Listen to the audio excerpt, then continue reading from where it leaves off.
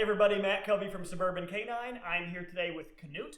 He belongs to the West Suburban Humane Society in Downers Grove, Illinois. By the time you see this video, he's hopefully going to be long adopted, but they've always got other great dogs up for adoption as well.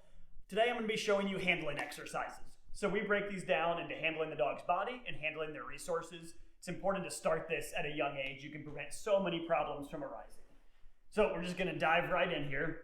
We'll start with resources since he has one. You can see he has an antler. A lot of dogs resource guard, and will show aggression when you take it away. Not many puppies will do that. We'll see how Mr. Canute does today. As I take it away, should be nothing special, right? I take it away, he does well, I give it back to him. What I don't want you to do is wait till your dog is 10 months old before you take a bone away, of course. So we start at a young age, and we practice handling them and petting them.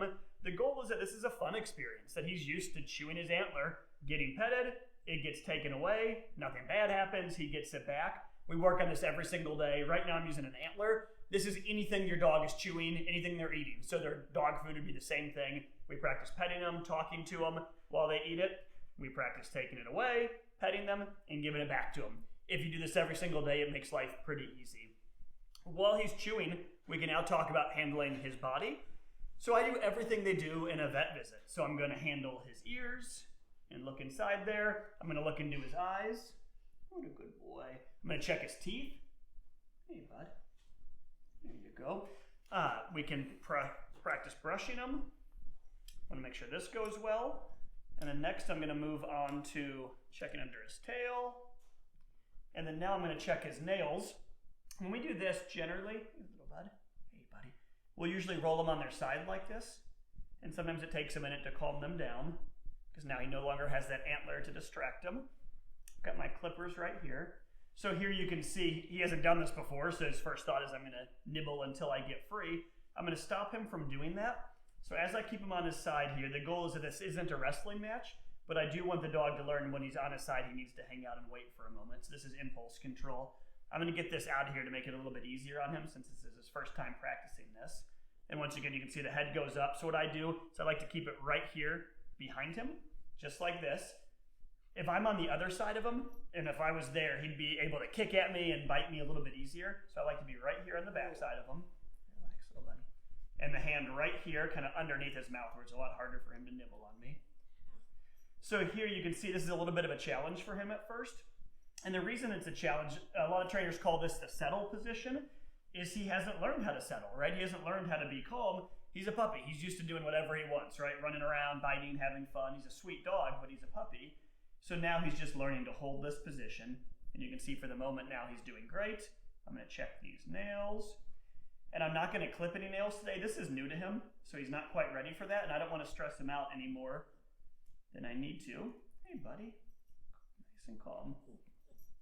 What I don't want is for him to realize that he can just fight to get up, and that that's a useful thing to try in his life. I want him to be nice and calm, and I'll let him up once he's been calm for a moment. Okay, buddy.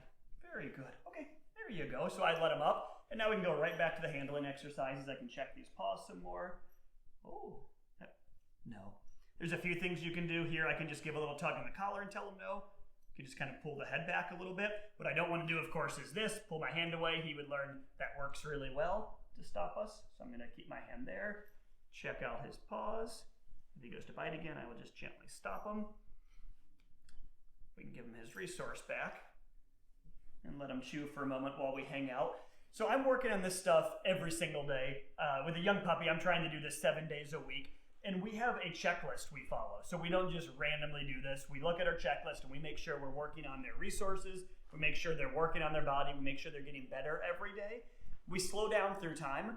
What I don't want you to do, though, is do this for the first few weeks and say, hey, he's awesome, right? He's great. He's not aggressive with his bone. I can take it away. He's not biting me. And then stop. Very few puppies are aggressive with their bones. I mean, it happens, but it's pretty uncommon. What usually happens is people try this, it's good for the first few weeks, then they stop doing it. 6 months goes by, 9 months goes by, now you have an adolescent dog who's pretty confident, and out of nowhere one day you get on the floor to give them a hug when they're chewing their bone, and now you've got big problems on your hands. So I want you to work on this every single day. As they get older, once he hits 4 months, I might go down to 3 or 4 times a week. Once he's 8, 9 months, I might go down to just a couple times a week. I don't really ever go down to less than that. So my thought is lifelong, at least a couple times a week, while your dog is eating, you're walking up, you're patting them on the head, you're taking the food away.